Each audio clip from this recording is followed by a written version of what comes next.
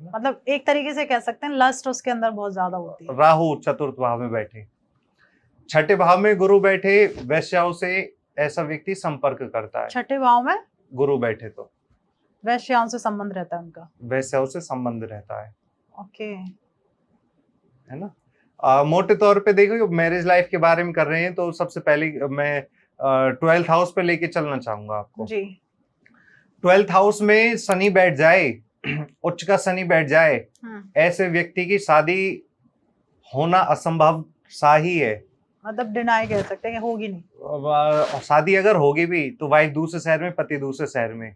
अगर वो एक घर के अंदर भी रहते हैं तो एक का मुंह उस तरफ होगा, एक का मुंह उस तरफ होगा, एक दूसरे का शकल नहीं देखेंगे, शकल नहीं देखते। अच्छा, शनि द्वादश भाव में बैठ जाए, ऐसे लोगों को प्राइवेट पार्ट्स में रोग हो जाते हैं। अच्छा, अगर शनि 12th में बैठा है तो बैठे तो ऐसे व्यक्तियों के रिलेशनशिप जो हस्बैंड वाइफ के होते हैं वो बनते ही नहीं है। महीने में 1 दिन बने तो क्या बने, महीने में 4 दिन बने, 6 दिन बने तो क्या बने। मतलब कह सकते हैं उनकी पर्सनल लाइफ ज्यादा अच्छी नहीं होती है, बेडरूम वाली लाइफ उनकी खराब रहती है। बेडरूम लाइफ जीरो होती है ना। तो जिसकी भी आपकी जीरो है वो समझ जाना कि शनि बैठा हुआ है 12th हाउस में। अच्छा, अब हम आते हैं केतु के ऊपर। केतु जिसके 12th हाउस में बैठ जाए, ऐसे व्यक्ति शादी हो जाती है अच्छे परिवार में, घर में, परंतु अपनी वाइफ की तरफ, वाइफ साथ में बैठी है लेकिन ऐसे करके जीवन में कभी नहीं देखा। Ketu 12th house. ठीक है। राहु 12th हाउस, हाँ उस पर भी आ जाते हैं। केतु 12th हाउस में ऐसा हो ना तो औरत के मन में केवल यही रहता है कि एक बार, केवल एक बार मेरी तरफ देख तो ले मेरा आदमी, काश केवल एक बार। ये होते हैं ग्रह नक्षत्रों के। राहु कही, राहु जिनका 12th हाउस में बैठ जाए, ऐसे व्यक्तियों के होके ना होना भी बराबर है। अच्छा। हाँ, महीने में 1 बार 2 बार 3 बार रिलेशन उनके बनते हैं, लास्ट 7 बार, इससे ज्यादा नहीं बनते। और कई बार तो 3-3 4-4 महीने भी हो जाते हैं। राहु भी बेडरूम लाइफ खराब कर देता है वहां पे। राहु बैठ जाए, अगर वहां पे मंगल आके बैठ जाता है तो, मंगल आके बैठ जाए तो ऐसा व्यक्ति जानवरों को भी नहीं छोड़ता। Oh my God. आपने अभी हाथरस में, मथुरा में सुनी होगी, मथुरा में ही सुनी न्यूज कि एक जानवर के साथ किया। तो वो इस चीज के लिए इतने ज्यादा अग्रेसिव होते हैं ना, एग्रेसिव होते हैं, सोच के एग्रेसिव होते हैं इस चीज के लिए कि उनको कुछ किसी भी चीज से मतलब नहीं है, सिर्फ एक ही चीज से मतलब है। उनकी लाइफ का उद्देश्य केवल एक ही है, 12th का मंगल। 12th का मंगल। इसका शुभ राशि का हो, शुभ हो, ऐसा व्यक्ति सोने से पहले कैंडल जलाते हैं। जितने भी आपने कैंडल लाइट डिनर देखे हैं ना, तो वो मंगल के कारण। ओके। अगर मंगल अपनी राशि का है, स्वराशि का, उच्च का है, तो कैंडल नाइट डिनर होते हैं, उसके बाद सोते हैं। ठीक है, ठीक है। और मंगल नीच राशि का हो जाए, खराब हो जाए, अष्टम भाव से संबंध हो जाए, जैसे अष्टम भाव से संबंध कैसे, 8th हाउस का लॉर्ड बैठ जाए, ऐसा व्यक्ति जानवरों को भी नहीं छोड़ता। उसको बस चाहिए कैसे भी करके, अगर रात के 3 बजे जानवर भी निकल के जा रहा है ना, उसके साथ भी वो, मतलब कह सकते हैं जो रेपिस्ट होते हैं उनका कहीं ना कहीं ये योग होता है। बिल्कुल 1000% अष्टम भाव से संबंधित हो, शनि से संबंधित हो, मंगल से संबंधित हो, राहु उनका चतुर्थ में हो, ऐसे रेपिस्ट होते हैं। हमने तो अपनी रिसर्च में ये भी बताया हुआ है कि इस योग में पैदा हुआ, इस समय पर व्यक्ति पैदा हुआ, ये व्यक्ति बड़ा होकर रेपिस्ट बनेगा। बहुत बड़ी घटना है। मतलब किसी को हम तू करके कह दें ना, तो उस पे गला पकड़ लेते हैं, और किसी को रेपिस्ट कह दें, मर्डर कर देंगे सामने वाले का। कितनी बड़ी बात, हमने वो रिपोर्ट अपनी लिख के तैयार कर दी। जो लोग मर्डर करते हैं, अब क्योंकि जी। थोड़ा हम रेपिस्ट पे आ गए हैं तो हाँ। इसमें चलते हैं, उनके कौन से योग होते हैं कि वो बिना सोचे समझे, जैसे अभी हम, क्योंकि कॉमन केस है नीला ड्रम, उसने अपने हस्बैंड को, कहते हैं लव मैरिज हुई थी, प्यार करती थी तभी शादी हुई उसकी, उसने उसे काटा और फिर उसके अंदर रखा, मतलब काटने की हिम्मत, तो ये ऐसा कौन सा योग होता है? सबसे पहले सस्टेस उनका कुंडली में देखना चाहिए। सस्टेस जिनका हो, राहु चल रहा हो, राहु खराब हो जिसका, ऐसा व्यक्ति वो कल्पना करता है, जिसका राहु खराब हो वो करता है। अच्छा, मार के पटक दिया, व्यक्ति जेल जाएगा कि नहीं जाएगा, हम ये बता देते हैं। अच्छा, इसने मर्डर भी कर दिया, मर्डर कर दिया किसी ने, और वो जेल जाएगा कि नहीं जाएगा, इसका भी पता चलता है। इसका 12th में शनि जिसका होता है वो व्यक्ति जेल जाता है। 12th हाउस में सूर्य यदि बैठ जाए, उनके प्राइवेट पार्ट्स को खत्म कर देता है, खराब कर देता है। मोटे इतने ज्यादा होते हैं, बीमारी ज्यादा हो जाती है उसे, बीमारी हो जाती है, जो भी बीमारी होती है ना, बीमारी हो जाती है। तो उसकी वाइफ का आधा जीवन तो समझो कि सब खत्म, वाइफ का हो या हस्बैंड का हो, है ना। तो हस्बैंड से अपनी एक ये भी चीज चाहिए होती है, आदमी को भी अपनी वाइफ से। सामाजिक तौर पर तो एक हस्बैंड केवल दुनिया में अपनी एक ही व्यक्ति से ये इस चीज की इच्छा कर सकता है ना। बस सूर्य जिसके यहाँ बैठ जाए, उसकी राहु जिसका बैठे उसकी इच्छा खत्म हो जाती है। सूर्य जिसका बैठ जाए उसके बीमारी लग जाती है, रोग लग जाती है। जितने भी यूट्रस रिमूव होते हैं उनके हस्बैंड के 12th हाउस में सूर्य है, शनि है उनके। अच्छा, उस लड़की के पिता की कुंडली में सूर्य द्वादश भाव में बैठा है। मतलब इतने अंदर तक हम जाके बात कर सकते हैं। बिल्कुल। जैसे अभी आपने कहा 12th में राहु इच्छा नहीं देता है या फिर उसका मोह नहीं होता है, पर 12th हाउस को एक तो ब्लड प्रेशर कहा जाता है, दूसरा कहा जाता है कि मतलब राहु एक लस्ट है, हर चीज को बहुत ज्यादा बढ़ा देता है, इल्यूजन है। तो वहां जाके उस चीज से, मतलब ये थोड़ा सा मतलब इसमें फिट नहीं हो रही ये चीज। फिट इसलिए नहीं हो रही क्योंकि राहु वहां पर 12th हाउस में बैठा हुआ। आदमी अपने रिलेशन किससे रख सकता? अपनी वाइफ से। हमने कहा कि वाइफ से रिलेशन के साथ मन नहीं करेगा, ठीक है, लेकिन मन उसका किसके साथ करेगा? झुग्गियों में रहने वालियों के साथ में। ओह माय गॉड, मतलब कुंडली इतने ज्यादा डेप्थ में आगे बताती है सारी चीजें। कुंडली नहीं बताती, ये मेरा अध्ययन है, ये मेरा रिसर्च है। आपका रिसर्च है। अपने जैसे समझो दीवार में सर मारे और 1000 बार आदमी मारे, तो ऐसे विचारों को जब ऐसी बातें हमारे सामने आई कि हमारे हस्बैंड ने तो ऐसा कर दिया, हमारे पति ने ऐसा कर दिया, या हमारा दामाद ऐसे कर रहा है, तब हमें उसका उपाय तो निकालना है, क्योंकि हमारी 865 साल पुरानी पीढ़ियों से चला आ रहा है। अगर हम उसका उपाय हल निकाल के नहीं देंगे, देगा कौन?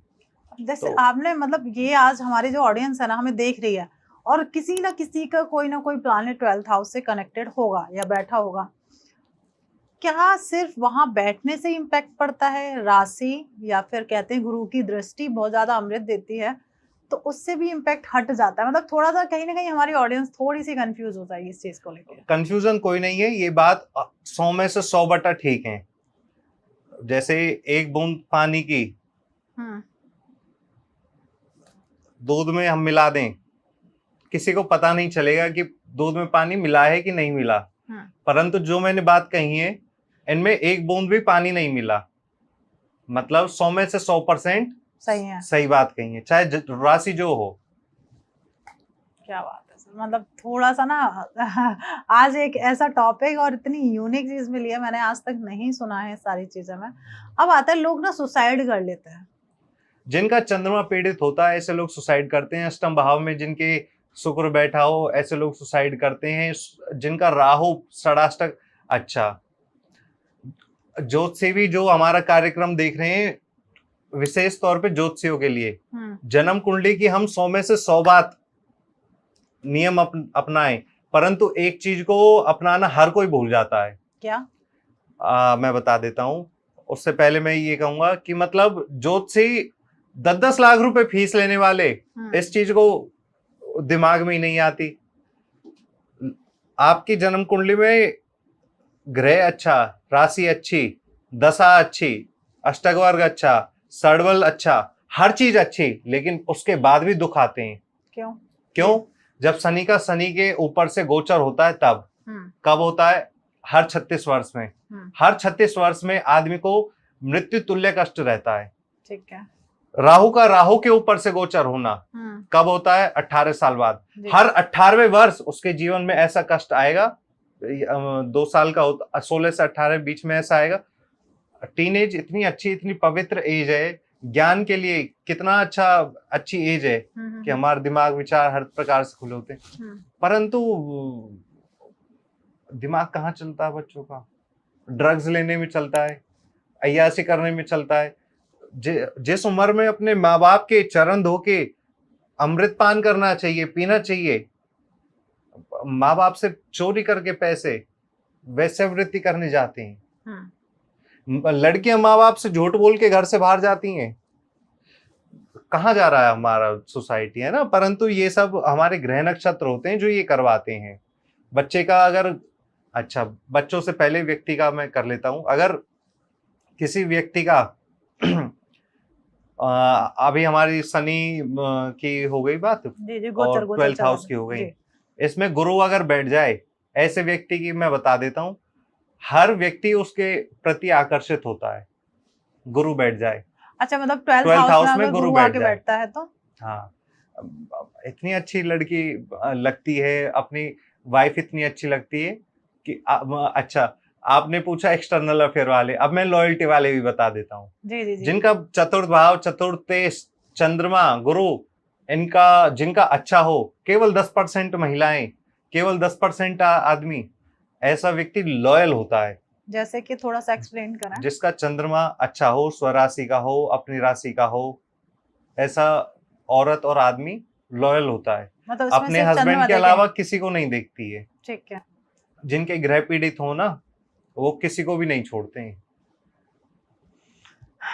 आज की कन्वर्सेशन इतनी इंटरेस्टिंग है, और थोड़ा सा कहीं ना कहीं आपके भी मन में बहुत ज्यादा कंफ्यूजन भी आ रहा होगा, क्योंकि हर एक चार्ट में कहीं ना कहीं प्लैनेट बैठा हुआ है। अब कहते हैं शायद 60 चार्ट होते हैं, 60 चार्ट D60 होते हैं। ठीक है।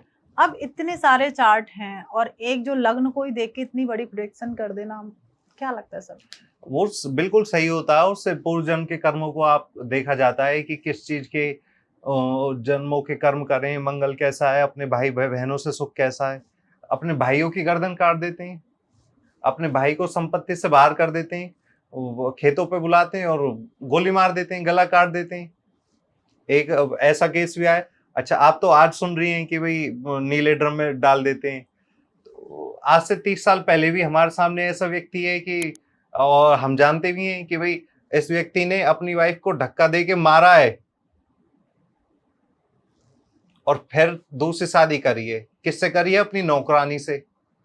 अब इसको किस ग्रह से बताओगे आप? सैटर्न से। हमारे पास तो इतनी चीज आ जाती है कि रिसर्च कंटिन्यूअसली रिसर्च करनी पड़ती है। और रिसर्च हम अपने लिए नहीं, दूसरे के लिए। अगर कोई हमारे पास आता है तो हम ऐसा नहीं कि उसको खड़े खड़े जवाब दे दें। खड़े खड़े दे देते हैं जो हमारा बहुत पुराना भक्त होता है, जो हमारी मानता है बात को, है ना?